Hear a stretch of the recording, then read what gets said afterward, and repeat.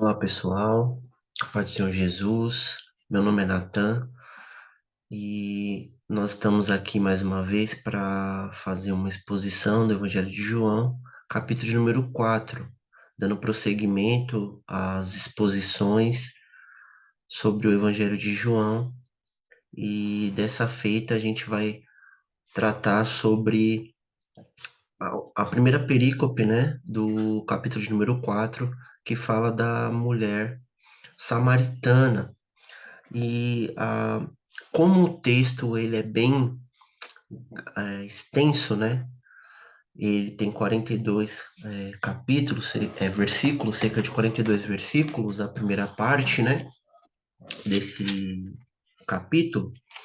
A gente vai tratar alguns pontos em blocos, tá? Então, possivelmente eu leia todos os versículos, mas a gente vai expor de forma em blocos para ficar mais curto, né? Não ficar tão longo o vídeo, ok? Lembrando sempre para você que está assistindo esse vídeo pela primeira vez, né? Que está nesse canal, acessando de agora. Peço que curtam, compartilhem, se inscreva no canal, tá? Se esse conteúdo é relevante para você, tem edificado a sua vida, assista alguns vídeos aí, se caso você é novo aqui, e se for benéfico para sua edificação espiritual, deixe, né, seu like, se inscreva e compartilhe com a sua família, com os seus amigos, seus colegas, tá? Para que mais vidas sejam alcançadas, tá bom? Comentem lá se essa mensagem, se essa exposição, se os vídeos do canal têm sido relevantes para a sua vida, tá ok? Dito isso, vamos para o nosso texto, Evangelho de João, capítulo de número 4. Bom, o Evangelho de João, capítulo de número 4, ele começa com alguns versículos que estão dando continuidade do capítulo de número 3, tá? No capítulo de número 3, Jesus ele encontra Nicodemos à noite e ele acaba falando para Nicodemos que ele precisava nascer de novo e fala sobre a sua missão, né? E depois disso, o que ocorre? Jesus, ele fica sabendo que os fariseus, né, que os judeus, que a parte religiosa, né, os representantes religiosos mais ortodoxos ali, e que faziam parte do Sinédrio, eles estão, eles ficam sabendo que Jesus, eles têm, ele faz mais sinais, né, na verdade, e tem mais discípulos e batizam mais pessoas do que João Batista. Então, o que que ocorre? Isso daí gera um pouco de até uma certa apreensão de Jesus, por quê? Porque a princípio Jesus não quer aquele embate com os fariseus, com os saduceus, com o sinédrio em si, né? Porque até então não é chegada a sua hora, ele está começando seu ministério. Então, o que acontece? Ele, para evitar o embate, na verdade, para evitar esse embate com os fariseus, no caso João, ele fala a respeito dos judeus, né? Mas quando o João ele fala a respeito de judeus em si, geralmente ele está falando da classe mais que estava na frente do templo lá, que participava do Sinédrio, que fazia parte do Sinédrio, não era simplesmente o pessoal que vivia na Judéia, tá? A população em si, mas ele está falando de uma classe específica ali, geralmente no Evangelho de João, quando a gente encontra a palavra judeus, tá? Então, o que que acontece? Quando Jesus ele fica sabendo que os fariseus, né, os saduceus, eles descobrem que Jesus tem mais discípulos e batiza mais do que João Batista, o que que ele faz? Ele está na Judéia, né? E ele vai para a Galileia, ele volta outra vez para a Galileia. E o texto vai dizer que era necessário ele passar por Samaria, né? E nós vamos ver que o que que ocorre ali em Samaria, por que que era necessário ele passar por Samaria, a questão da cidade de Samaria e o contexto da mulher samaritana, do povo samaritano, tá? A gente vai ver todo esse contexto e vai ver qual que é a mensagem que Jesus está trazendo para aquela mulher e o que isso implica, tá? Não só na vida dela, como na vida dos moradores da cidade e também nas nossas vidas, ok? Então vamos começar a ler o texto. Jesus, ele está na Judéia e ele vai e para começa o caminho, né, a caminhada para ir para Galiléia.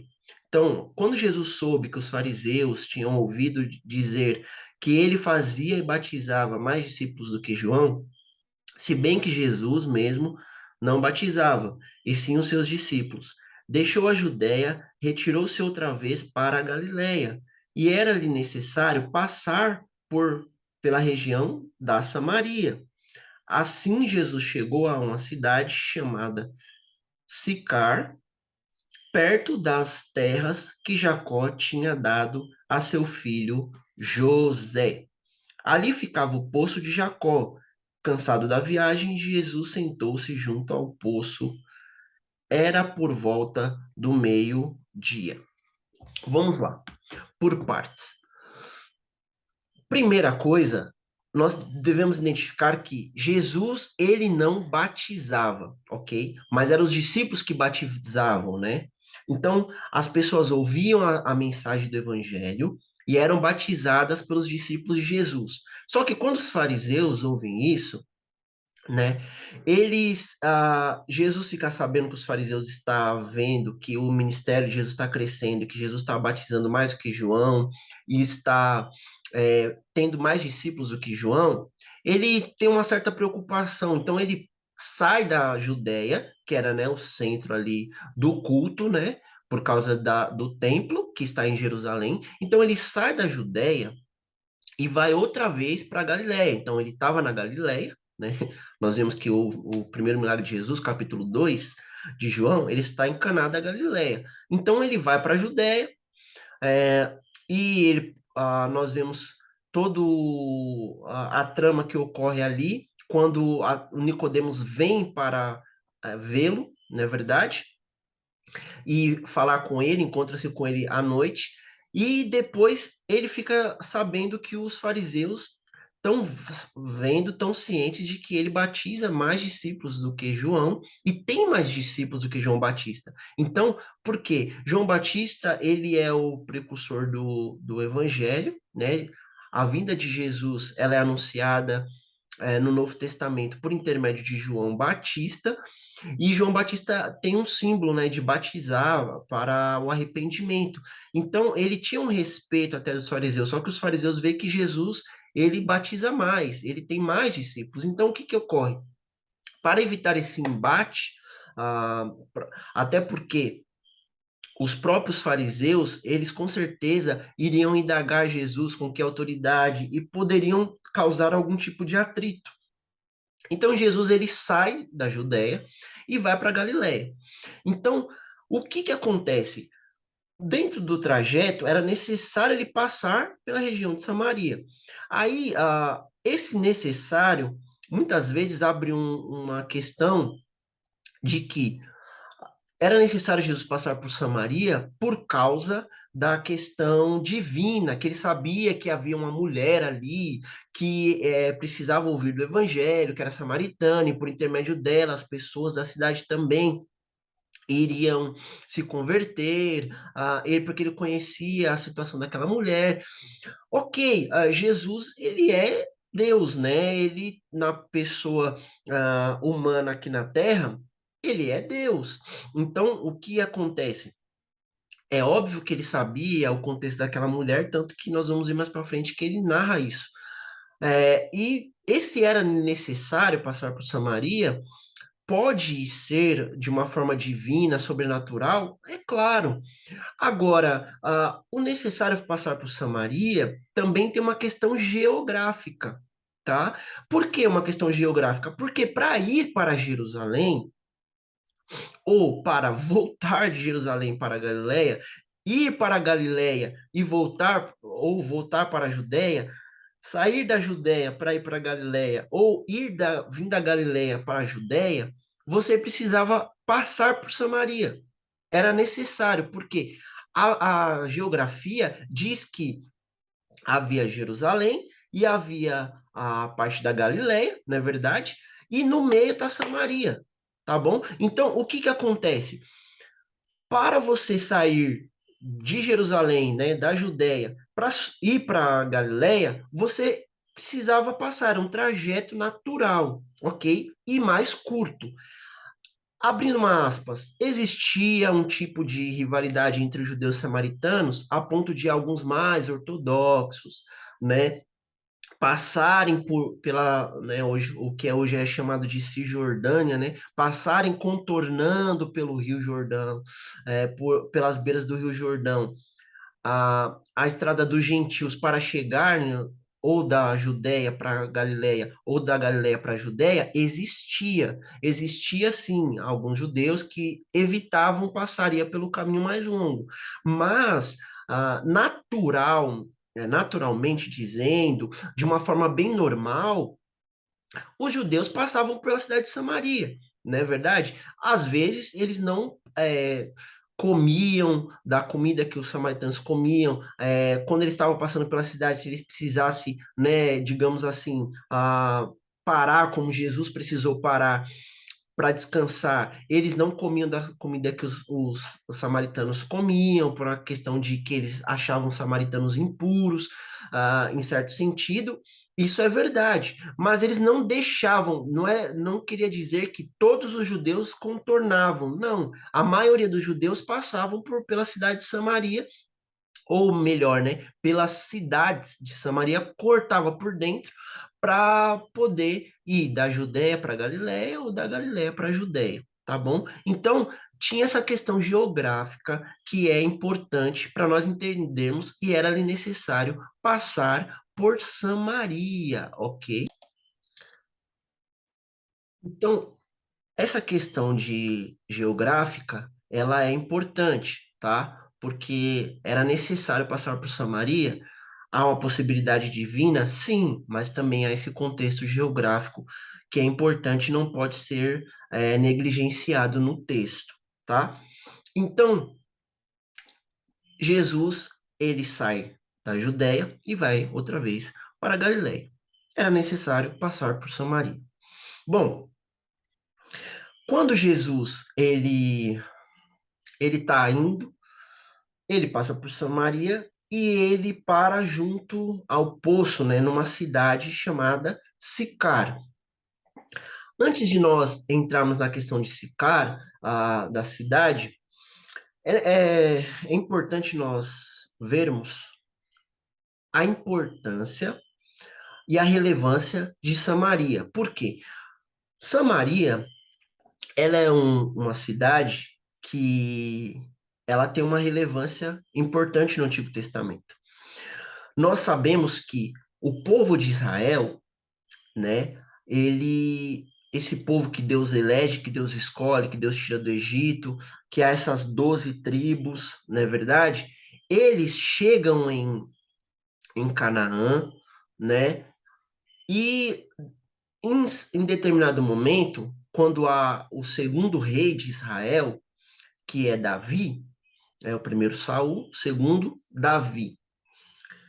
Davi, ele faz com que as tribos se unam, não é verdade? As tribos agora, elas são unificadas. Então, o povo de Israel agora é um povo só, o que Saul nunca conseguiu fazer. Davi ele consegue, que é unir as tribos, tanto que eles se tornam a primeira potência, por quê? Porque o exército se torna unificado, então quando eles saíam para as batalhas, ele tinha essa unificação e conquistou muitos povos, tá? O que que acontece? Depois de que Davi morre, quem que assume o trono é o seu filho, é Salomão, é o filho de Davi com Batseba, não é verdade? Agora, Salomão, ele anda até bem no certo período anterior à sua morte, né? Mas no final da sua vida, ele se descamba, ele começa a adorar a ídolos, coisa que seu pai nunca fez.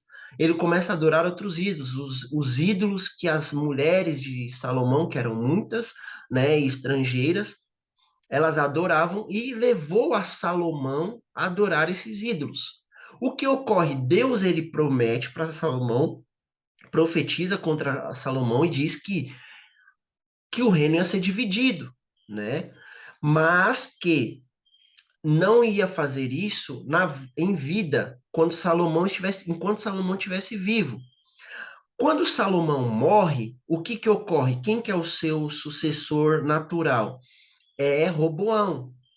Só que Roboão, ele, ao invés de ouvir conselhos dos sábios, dos anciões do povo, em relação ao que o povo está pedindo para aliviar a carga de impostos, não é verdade? O Roboão, ele segue o conselho dos seus amigos, dos jovens, que era o quê? Olha, imponha um cargo ainda mais pesado, né? O que o meu pai mexeu com uma mão, eu vou mexer com, né, com uma coisa mais pesada ainda. Então, assim, o povo se revolta. E Jeroboão, que era um dos líderes ali do povo, ele consegue levar 10 tribos com ele, não é verdade? Então, duas tribos ficam do lado de Roboão, que era Judá e Benjamim, e as outras 10 tribos, elas vão e seguem Jeroboão. Só que o que que acontece? Dentro dessa divisão estava o dedo de Deus, porque era plano de Deus para que o reino se dividisse mesmo. Era propósito de Deus. Agora, Jeroboão, ele governa 10 tribos ao norte, né, de Israel. Então, o que que Jeroboão tem no seu coração? Ele fala, esse povo vai descer para Jerusalém. Por quê? Jerusalém tinha o templo. Esse povo vai subir, né, para Jerusalém, vai ir para Jerusalém, para cultuar a Deus em Jerusalém. Por quê? Porque Salomão constrói o templo é em Jerusalém. E em Jerusalém, todo o povo, tanto do norte como do sul, né, de todas as tribos, vinham cultuar a Deus ali no templo. Ali era o local, né, onde Deus se revelava, enfim.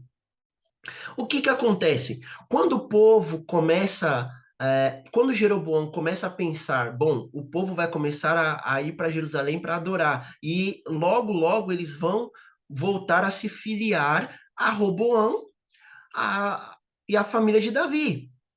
E aí eu vou perder, né? O meu poder, vou perder as minhas tribos e possivelmente vou ser até morto. Então, ele com medo disso, o que que ele fez? Ele pega e constrói dois bezerros de ouro, não é verdade? E ele coloca esses bezerros de ouro em cada ponta do Reino do Norte, não é verdade? E esses bezerros de ouro agora são os deuses que as 10 tribos começam a adorar, a idolatrar. Entende? Então, o que que acontece a princípio? O povo é levado à idolatria, isso no Reino do Norte, por causa desse medo de Jeroboão. Então, essa é a divisão. Agora, conforme vai passando o tempo e o povo do norte, principalmente, nunca se levantou um rei que era temente a Deus, né? Começou com Jeroboão e só descambou. Existiu um rei chamado Acabe, e Acabe teve um filho, né? O nome do seu filho é Onri, ou Onri, o nome do seu filho. E esse rei, esse Onri, ele compra a cidade de Samaria, né, de um homem chamado Semer, que a partir de então o nome passa a se chamar Samaria por causa desse cara. E ele compra essa cidade e faz ela como sendo o centro, a cidade principal do Reino do Norte, ok? Então lá está o seu palácio e ele começa a edificar essa cidade, faz muros. Segundo a arqueologia, tinha cerca de 3 muros, né? Um em volta do palácio, em volta da cidade também. Então, assim, era uma cidade fortificada e essa cidade ela se torna a capital e se torna muito importante no Reino do Norte. Tanto que há momentos no Antigo Testamento que, por exemplo, fala-se do Reino do Norte não como Israel ou como o Reino do Norte, mas se fala como sendo Samaria, só que está englobando as 10 tribos, para você ver a relevância e a importância dessa cidade, né? E dentro dessa capital existia outras cidades, né? É como você pegar o estado de São Paulo, que tem vários municípios, várias cidades dentro dele, tá? Inclusive, eu moro em uma que é Cotia, dentro do estado de São Paulo. É a mesma questão de Samaria. Então, dito isso, há essa relevância, essa importância de Samaria. Só que o que acontece em Samaria? Samaria, ela vai ser destruída em 722 pelos assírios, tá? Ela é totalmente devastada. E sobra-se só os pobres lá, na verdade, é levado cativo toda a elite de Samaria, assim como Nabucodonosor fez no Reino do Sul, posteriormente, no Reino do Norte ocorreu isso com os assírios, ok? Então, o que acontece? Ah, há uma miscigenação, por quê? Porque é trazido povos de estrangeiros que também foram conquistados pelos assírios, são trazidos para a Samaria e ali começa-se o quê? Uma miscigenação, tá? Uma mistura. E anterior a isso, cerca de 400 anos antes de Cristo, o que ocorre? Ocorre que o povo de Samaria, os samaritanos, eles constroem um, eles constroem o povo samaritano, o que eles fazem? Eles constroem, edificam um templo no Monte Gerizim. Por que no Monte Gerizim? Porque os samaritanos, eles têm como palavra de Deus, né, como lei, como palavra mesmo inspirada, somente o Pentateuco, né, os 5 primeiros livros da Bíblia. Eles não aceitaram a Bíblia hebraica como um todo, né? Nós sabemos que a Bíblia hebraica, ela tem os seus 39 livros, não é verdade? É dividida entre leis, salmos e profetas, né? Mas o povo samaritano, eles não aceitaram e não aceitam a Bíblia como um todo, né? A Bíblia hebraica como sendo inspirada, somente os 5 primeiros livros. E dentro desses 5 primeiros livros, há em Deuteronômio, há uma ordenança de Deus para que eles encontrem um lugar aonde Deus habita e onde eles devem adorar. Então, o que acontece? Eles entendem por quê? Porque foi ali, no Monte de Gerizim, através do Monte Gerizim, que o Abraão, ele edificou seu primeiro altar, né, ao Deus que apareceu a ele. É por intermédio de Gerizim, do Monte Ebal, ali próximo, que eles entraram na Canaã, tá? E eles entendem que, por intermédio dali, daquele monte, é que era onde Deus habitava, por todos esses fatores. Então, eles constroem um templo lá. E lá eles adoram, lá eles cultuam o Senhor. Mas para o judeu, não. Para o judeu, onde que é o lugar onde se deve adorar? É em Jerusalém, porque lá está o templo. E é lá que Deus se manifesta. Porém, como os samaritanos não aceitam de forma alguma que a Bíblia hebraica como um todo ela é inspirada, só os 5 primeiros livros, eles não têm Primeira Reis, né, Segunda Reis, eles não têm crônicas, eles não têm aonde é narrado ou primeiro Samuel, né, Segunda Samuel, onde é narrado a construção do templo. Entende? Porque quando Salomão termina o templo, o que ocorre? Deus fala: nesse lugar darei paz, é aqui o lugar onde vou me manifestar, aqui vai descer a minha glória, entende? Eles não têm isso, porque eles não aceitam como palavra de Deus. Então, para eles, eles interpretam como sendo o Monte Gerizim, ok? Então, essa é a briga, tá? Então, eu trouxe a importância de Samaria e a briga entre os samaritanos e os judeus. porque os judeus acreditam que é em Jerusalém.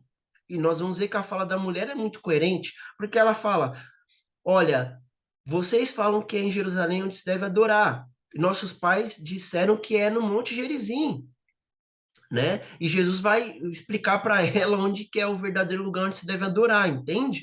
Então, tem essa relevância e essa importância. Esse é o contexto, é o pano de fundo para a conversa, o diálogo de Jesus. E Jesus chega ali naquele lugar chamado Sicar. Esse lugar, né, há um poço ali de Jacó. E a essa cidade, Sicar, esse poço, essa região, o próprio Jacó ele dá aos descendentes de José, né? Ele dá para o seu filho. Inclusive, quando o povo sai do Egito, Moisés leva os ossos de José. Ao eles adentrarem a terra, né? No caso já com Josué, eles levam os ossos de José e colocam nessa cidade, porque ela é herança para descendência de José dada por Jacó, tá? Então, assim, Jesus ele senta ali, por quê? Veja, é meio-dia, na verdade, Jesus chega lá meio-dia. Então vamos supor, geralmente as pessoas saíam, né, 6 horas da manhã, já tipo no nascer do sol, praticamente ali, por ser um deserto, né, era muito quente, então geralmente 6 horas da manhã, às vezes a pessoa saía quando queria chegar no outro lugar. E ao meio-dia, o que que acontece ao meio-dia, né, num deserto? O sol está no seu auge. Não é verdade? Meio-dia o sol está no seu auge. Em qualquer lugar do mundo, o sol, quando está calor, por exemplo, aqui no Brasil, horário de verão, está no verão, você já vê que meio-dia é o horário mais quente, né? Ontem eu fui, eu fui para Cotia no horário que estava quente, muito quente, que era, eu acho que por volta de meio-dia e meio, 1 hora da tarde, estava muito quente. Então, Jesus, o que que acontece quando você está num deserto, andando a cerca de, vamos por 6 horas já? Você está cansado, você quer descansar. Você está no auge do sol, você quer esconder-se do sol. Jesus, ele para à beira desse poço e ele está cansado, ele descansa. Os discípulos entram na cidade, né, Sicar, para comprar comida, né? E aí ocorre uma cena, vem uma mulher, ela tá vindo com um cântaro, né? E ela vai tirar água do poço. O detalhe que chama atenção é que é meio-dia. Meio-dia, ninguém tirava água do poço, porque o calor tá escaldante, a pessoa vai vir no horário. Era o horário que ninguém tirava água. E geralmente as mulheres iam juntas, né, para tirar água do poço, não é verdade? E essa mulher está sozinha e num horário que não é apropriado. As mulheres ou iam de manhã ou iam à tarde, né? Depois que o sol estava mais baixo ou antes do sol estar forte, né? Mas essa mulher não. Essa mulher ela está indo meio-dia no horário que não tem ninguém. Jesus se vira para ela e diz: dá-me de beber, né? E essa mulher ela olha para Jesus e fala: peraí, como tu, sendo judeu, fala comigo, uma mulher samaritana? Porque além de ser judeu e ela samaritana, ela era uma mulher. Então era mais dupla questão. Jesus estava quebrando dois protocolos ali. Falar com uma mulher e ainda samaritana, não é verdade? Sozinha, né? Desacompanhada. Vamos abrir um aspas aqui. Aquela mulher, ela tinha tanta vergonha, né? Que ela saía no horário, um horário que ninguém estava lá. Possivelmente é isso, não tem outra explicação cabível para aquela mulher estar indo tirar água do poço meio-dia. Ela tinha vergonha, provavelmente ela era, até de certa forma, até deixada um pouco de lado, né, de certa maneira assim, por causa que ela tinha um passado, ela tinha uma vida, nós vamos entender isso. Mas chama atenção, ela, como assim? Ela reconhece que Jesus é judeu e fala: Você, sendo um judeu, se dirige a mim, uma mulher samaritana. Vamos ler o texto para nós meditarmos algumas questões aqui importantes. Versículo 7. Nisso veio uma mulher samaritana tirar água. Jesus lhe disse: Dê-me um pouco de água, pois seus discípulos tinham ido à cidade comprar alimentos. Então a mulher samaritana perguntou a Jesus: Como sendo o Senhor um judeu, pede a mim, que sou mulher samaritana? Pede água a mim, né? Que sou mulher samaritana? Ela disse isso porque os judeus não se dão com os samaritanos. Jesus respondeu: Se você conhecesse o dom de Deus e quem é que está lhe pedindo água para beber, você pediria e ele lhe daria água viva. Ao que a mulher respondeu: O senhor não tem balde e o poço é fundo. De onde vai conseguir essa água viva? Por acaso o senhor é maior do que Jacó, nosso pai, que nos deu o poço, do qual ele mesmo bebeu, assim como seus filhos e o seu gado? Veja, a mulher, ela, ela assim, né? Ao mesmo tempo que ela fica constrangida, ela fica curiosa. Como você, sendo um judeu, ela fala, né? Pede a mim água, mulher samaritana. Porque os judeus não se dão com os samaritanos. Já expliquei essa questão. Por que da briga? Um dizia que era no Monte Gerizim, os samaritanos. Outro que era em Jerusalém, onde estava o templo, os judeus. Agora Jesus fala: se você soubesse quem que está te pedindo água, não é eu que pediria. Você me pediria e eu lhe daria água viva. Aí a mulher, ela entende, talvez igual Nicodemos, né, meio que querendo se justificar, talvez seja isso, talvez ela tinha mesmo dúvida, mas ela fala: como você pode pegar, né, se você não tem nada, não tem balde, não tem nada, e o poço é fundo? Você é maior que nosso pai Jacó, que bebeu desse poço aqui, dando para os seus filhos o seu gado? Bom, aquela mulher, possivelmente, ela podia ter entendido literal, no sentido literal, mas Jesus fala águas vivas no sentido espiritual da coisa. Ou então aquela mulher pode se ter entendido que ele tinha uma água diferente, mas que meio que se justificar. O texto não é tão claro nesse sentido, mas o que dá a entender é que aquela mulher, ela talvez não está entendendo o que Jesus está falando. Ela fala: olha, você é maior que o nosso pai Jacó, porque ele bebeu desse poço aqui, né? Então fica claro ali, né, que é uma herdade de Jacó. E ele fala: ele bebeu desse poço e deu para os seus filhos o seu gado. Você é maior que ele, sendo que ele mesmo, né, que foi o pioneiro aqui. Agora, o que que Jesus ele continua dizendo? Ele fala: Jesus respondeu: quem beber desta água voltará a ter sede, mas aquele que beber da água que eu lhe der nunca mais terá sede. Pelo contrário, a água que eu lhe der será nele uma fonte a jorrar para a vida eterna. Gente, não repara o Fred aqui atrás, não, tá? Que não tem como. É melhor ele estar lá do que começar a latir, tá bom? Ah, gravando em casa é isso que ocorre, ok? Mas vamos lá. Jesus fala: olha, você vai beber dessa água, você vai voltar a ter sede, mas da água que eu lhe der, você nunca mais terá sede. O próximo versículo, a mulher vai responder, o versículo 15: Senhor, quero que me dê essa água para que eu não mais tenha sede, nem precise vir aqui buscá-la. A mulher, ela quer, ela quer essa água. Só que a água que Jesus está falando, essa água viva, não é uma água, né? Uma água normal, igual aquela mulher estava ali, naquele poço. Não é esse tipo de água que Jesus está falando. Jesus está falando da água que jorra para a vida eterna. É uma água espiritual. Ele mesmo se identifica como sendo a água viva, né? Mais para frente, nos outros capítulos do Evangelho de João, ele fala que ele é a fonte de água da viva, água viva. E essa água, ela jorra para a vida eterna, é a água da vida. Essa água que ela precisava entender e receber para ter a vida eterna, que é o próprio Senhor. Então, o que que acontece?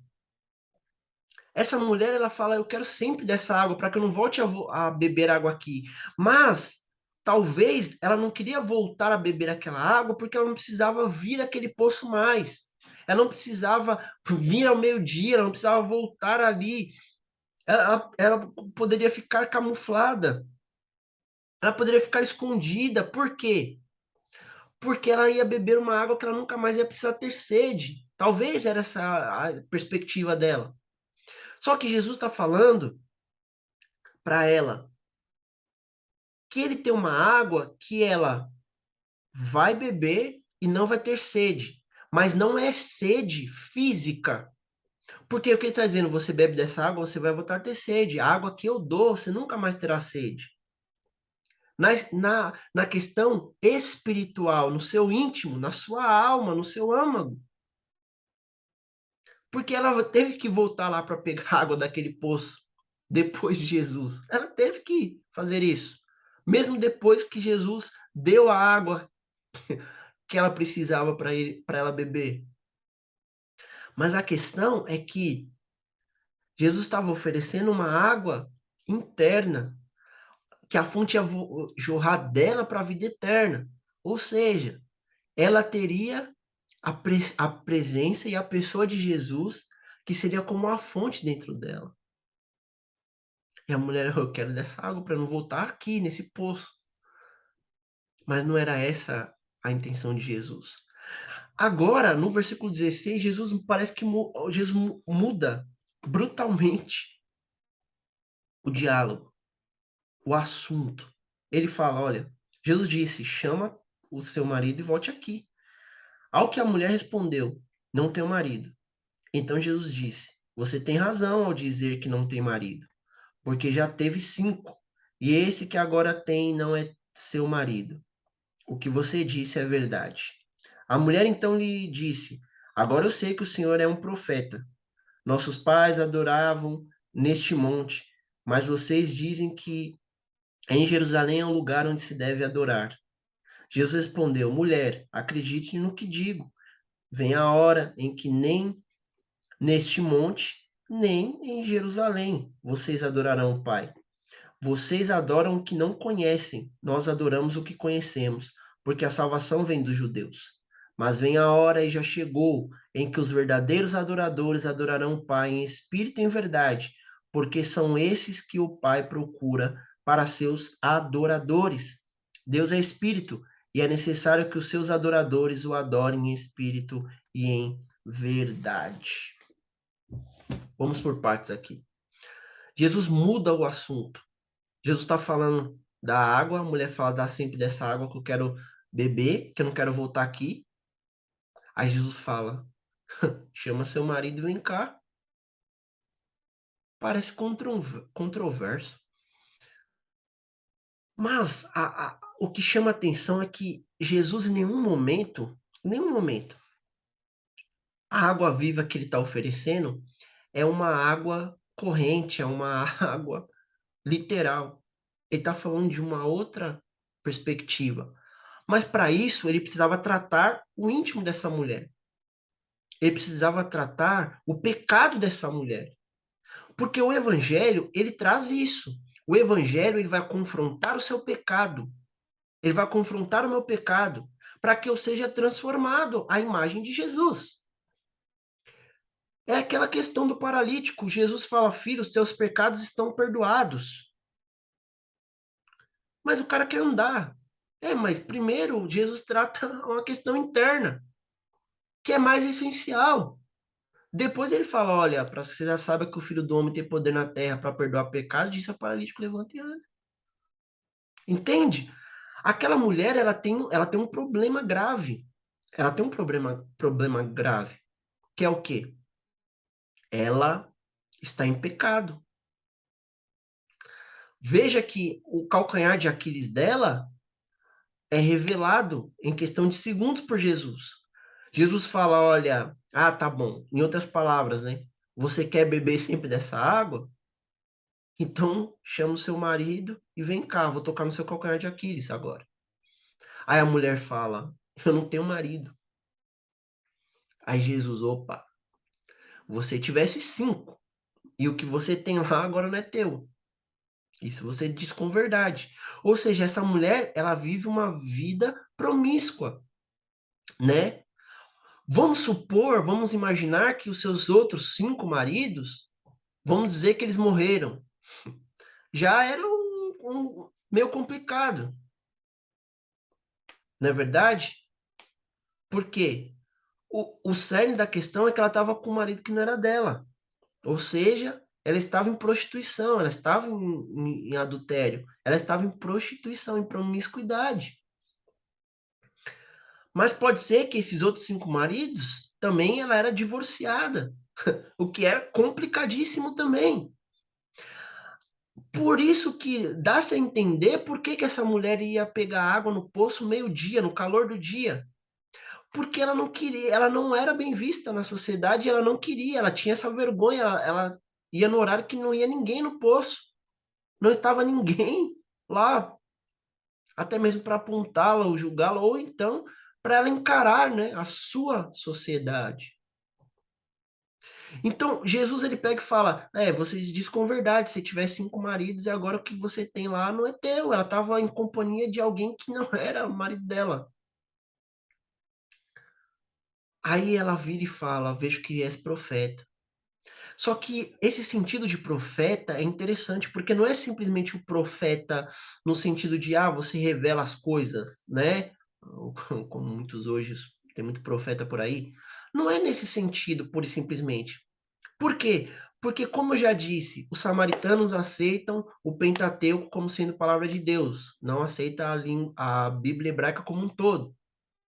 E dentro desse Pentateuco, no livro de Deuteronômio, capítulo 18, Moisés ele está dando as últimas instruções para o povo está perto de entrar na Terra Prometida, em Canaã, e Moisés ele diz que ele estava caindo, né? Ele estava caindo assim, né? Morrendo, estava partindo. Mas nasceria um profeta, né? Se levantaria um profeta que seria maior em obras do que ele. E ele, esse profeta, o povo iria ouvir. Ora, o povo samaritano também tinha essa expectativa do seu redentor, do seu salvador. Eles usavam um outro nome, né? Não era o Messias como o povo judeu, mas eles esperavam esse profeta que se levantaria, ok? Então, quando a mulher fala, vejo que tu és profeta, ela está associando esse profeta que eles estão aguardando à pessoa de Jesus. E mais, o que dá-se a entender é que ela talvez, ela está fazendo um teste para comprovar se Jesus é o Messias. Por quê? Olha o que ela diz nos próximos versículos. Veja que coisa interessante. Ela diz o seguinte: nossos pais. Não, desculpa, versículo 25. A mulher respondeu: eu sei que virá o Messias, chamado Cristo. Quando ele vier, nos anunciará todas as coisas. Então Jesus disse: eu sou o Messias, eu que estou falando com você. Vou abrir 2 aspas aqui importante. Primeiro, Jesus fala que agora o lugar que é para se adorar não é mais nem no monte e nem em Jerusalém. É em espírito e em verdade. Então Jesus está quebrando agora essas cadeias de um lugar físico, de um lugar geográfico, de um lugar específico. Não. O que ele quer, na verdade, o que Deus sempre quis, né? Mas isso ocorreu somente depois da chegada, morte e ressurreição de Jesus, é que todo o seu povo, e quando eu falo todo o seu povo, é judeus, é samaritanos, é gentios, é o povo de Deus, não o povo da aliança, por simplesmente o povo hebreu, né? Mas o povo de Deus como um todo, o adora em espírito e em verdade. Por quê? Porque o Pai é espírito, né? Então é preciso adorá-lo em espírito e em verdade. E esse adorar em espírito e em verdade só é possível plenamente na pessoa de Jesus Cristo, né? Por quê? Porque você vê que um povo que recebeu a aliança, recebeu as leis, recebeu a ordenança para adorar a Deus, encontrar um lugar de adoração onde Deus se revela, eles, eles se rivalizaram por causa do quê? Porque eles acreditaram no lugar físico, né? E por causa disso houve essa rivalidade e essa divisão, não é verdade?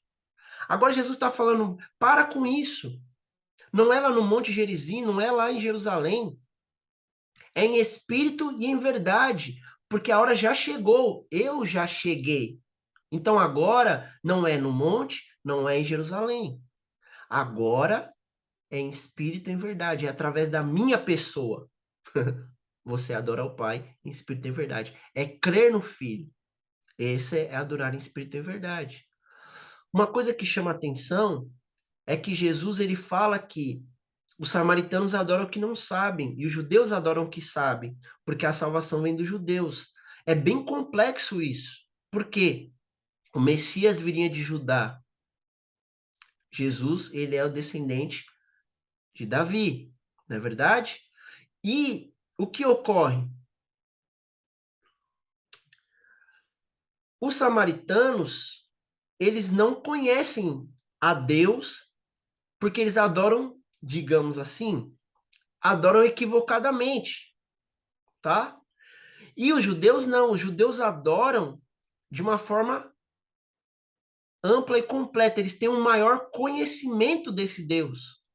Eles, não que eles estejam corretos 100%, porque eles até negam a Jesus, né, como Messias, não aceitam a Jesus como Messias, mas eles têm um pleno conhecimento, eles têm um maior conhecimento da verdade e adoram com maior conhecimento do que os samaritanos, porque os samaritanos não aceitavam a lei como um todo, né? A Bíblia hebraica como um todo.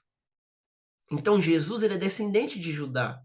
É um primeiro ponto. E segundo, a adoração que os samaritanos estão fazendo não é uma adoração verdadeira, digamos assim. Não é plena, não é verdade? Porque eles, o conhecimento deles é cortado, é fatiado.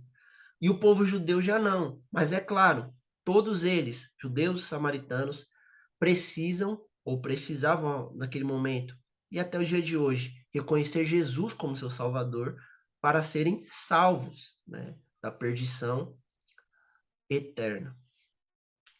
E um segundo ponto é que Jesus, o que a mulher fala? Olha, quando o Messias vier, ele vai nos ensinar todas as coisas. Então, qual é a expectativa messiânica para o judeu? É colocar os romanos para correr, é estabelecer o seu reino milenar, seu reino eterno, aquela coisa toda, né? Mas era mais política e militar do que qualquer outra coisa. Para os samaritanos, era o quê? O Messias, né? O enviado do Senhor é aquele que viria. Era levá-los à verdade, ao total conhecimento, vai fazer-nos conhecer todas as coisas, vai nos revelar todas as coisas. Aí Jesus fala: Eu sou eu, sou eu que falo com você. Eu sou o Messias. Jesus, ele se declara o Messias para aquela mulher, é interessante isso. Poucas vezes Jesus fala, né, eu sou o Messias, né? E aqui ele se declara, ele fala, olha, eu sou o Messias, eu que estou falando com você. Então, aquela mulher, pode ser que essa pergunta que ela faz, olha, quando o Messias vier, eu sei que virá o Messias chamado Cristo, quando ele vier, nos anunciará todas as coisas. Talvez isso foi um teste para saber, será que é ele mesmo? Talvez. Aí Jesus fala, sou eu que falo com você, eu sou o Messias. Nisso, o que acontece? Os discípulos dele chegam, né? Naquele momento chegaram os discípulos de Jesus e se admiraram ao vê-lo falando com a mulher. Mas nenhum deles perguntou: o que você está querendo? Ou por que o Senhor está falando com ela? Quanto à mulher, deixou o seu cântaro, foi à cidade e disse ao povo: Venham comigo e vejam um homem que me disse tudo o que eu já fiz. Não seria ele, por acaso, Cristo? Então saíram da cidade e foram até onde Jesus estava. Enquanto isso, os discípulos pediam a Jesus, dizendo: Mestre, coma. Mas ele lhes disse: Tenho para comer uma comida que vocês não conhecem. Então os discípulos começaram a dizer entre si: Será que alguém lhe trouxe algo para comer? Jesus lhes declarou: A minha comida consiste em fazer a vontade daquele que me enviou e realizar a sua obra. Vocês não dizem que ainda faltam 4 meses até a colheita? Eu, porém, lhes digo: levantem os olhos e vejam os campos, pois estão maduros para a colheita. Quem colhe recebe desde já a recompensa e ajunta o seu fruto para a vida eterna, para que se alegrem ao mesmo tempo o que semeia e o que colhe. Pois no caso é verdadeiro ditado: um é o que semeia, outro é o que colhe.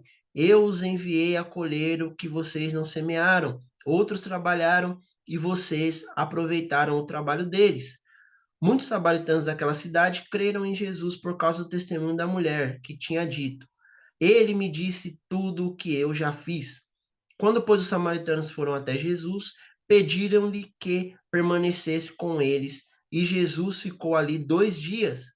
Muitos outros creram nele, por causa da palavra de Jesus, e diziam à mulher: Agora não é mais por causa do que você falou que nós cremos, mas porque nós mesmos ouvimos e sabemos que este é verdadeiramente o Salvador do mundo.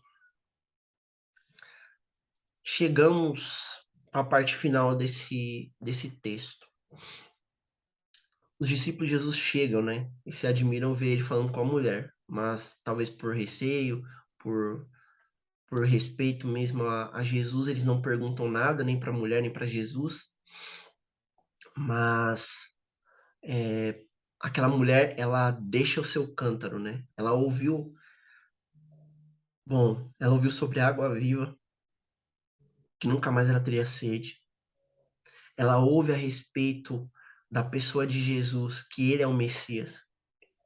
Ela ouve que agora não é no Monte Gerizim ou em Jerusalém, mas é em espírito e em verdade.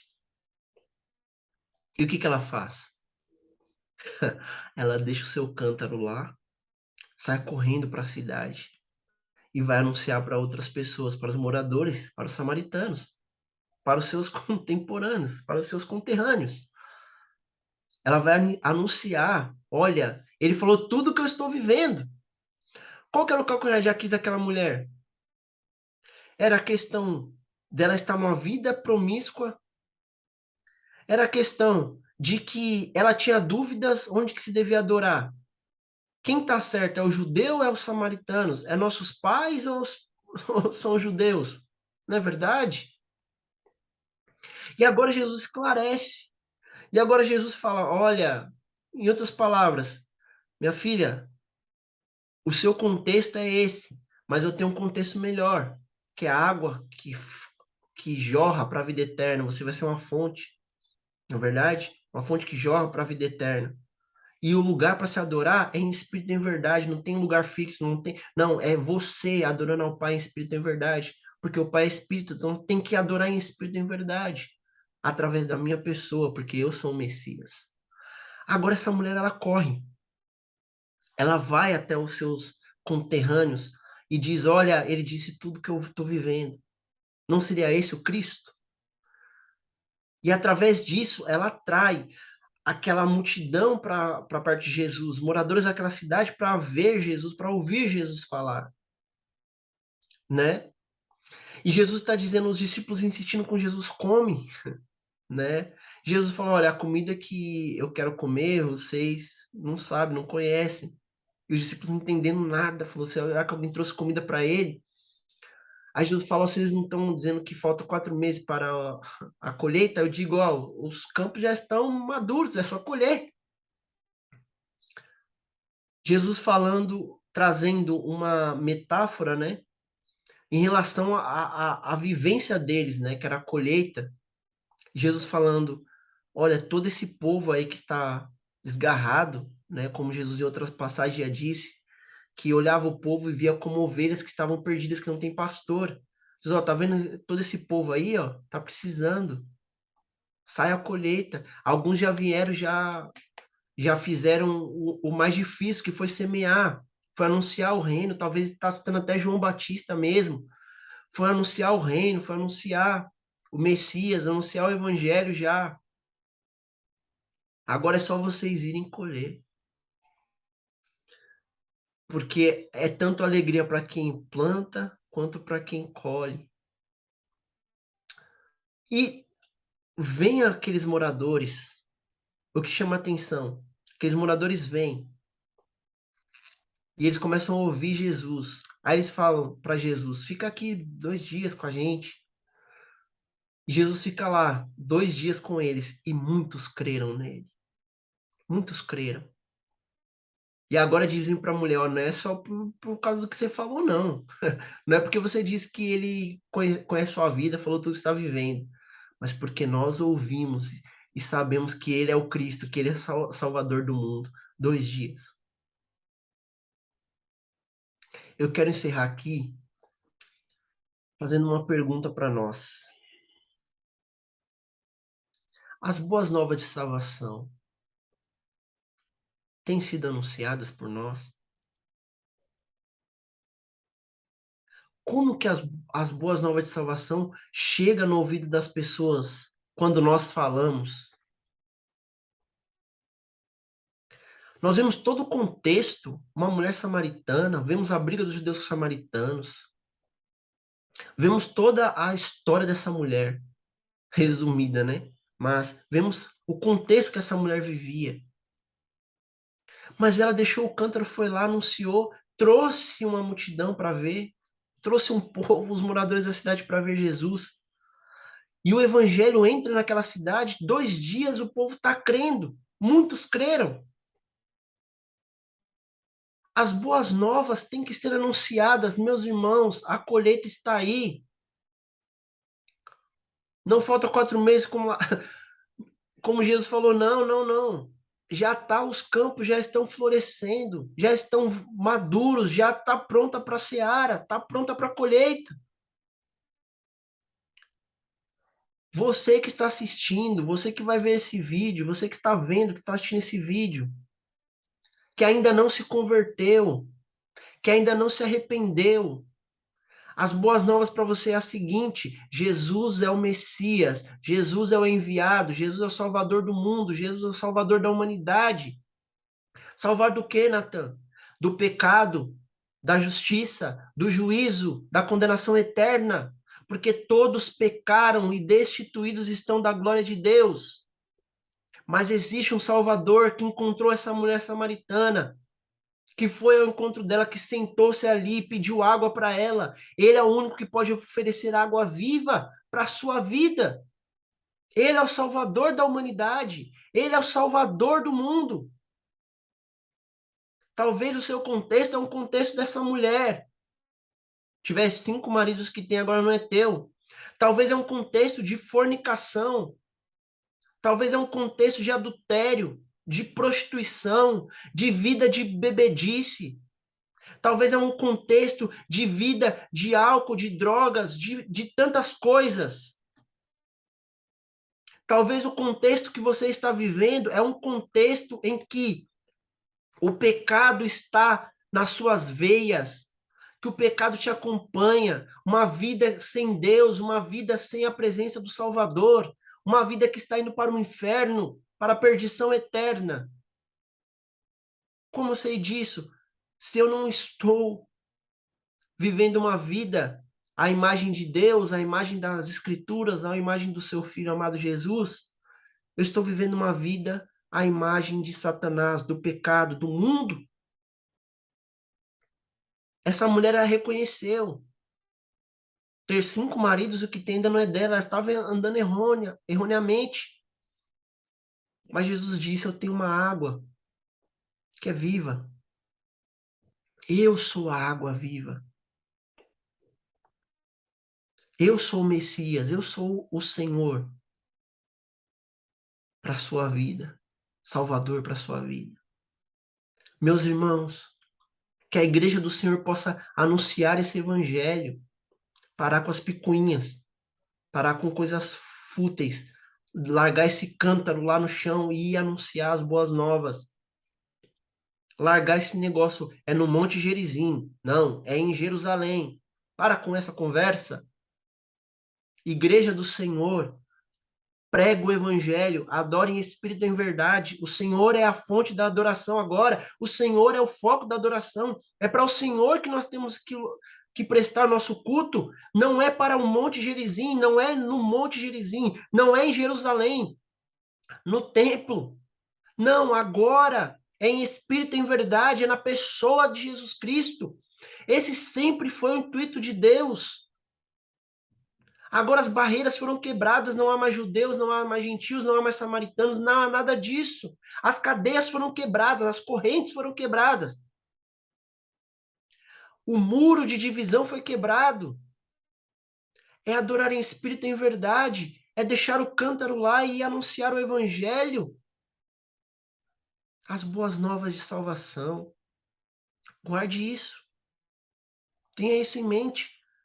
Os campos já estão a ponto da colheita, já estão aí florescidos, já estão em ponto de colher.